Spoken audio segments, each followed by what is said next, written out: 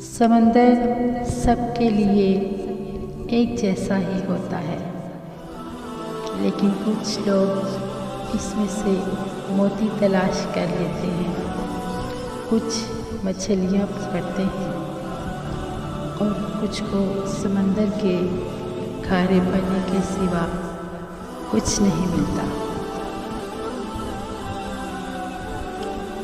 बादल से बरसने वाला पानी एक जैसा होता है। ज़रख़ेज़ ज़मीन इसी पानी से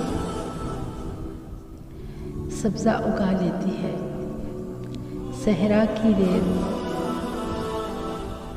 इसी से अपनी प्यास बुझाती है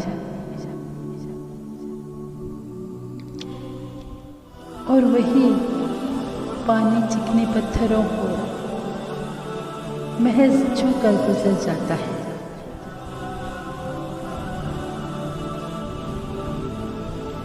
अल्लाह की रहमत हर दिल के लिए एक जैसी है। अब ये हम पर है कि हम इसका कितना रंग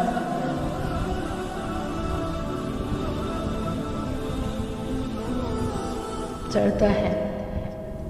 अल्लाह का रंग सब रंग से बेहतर है।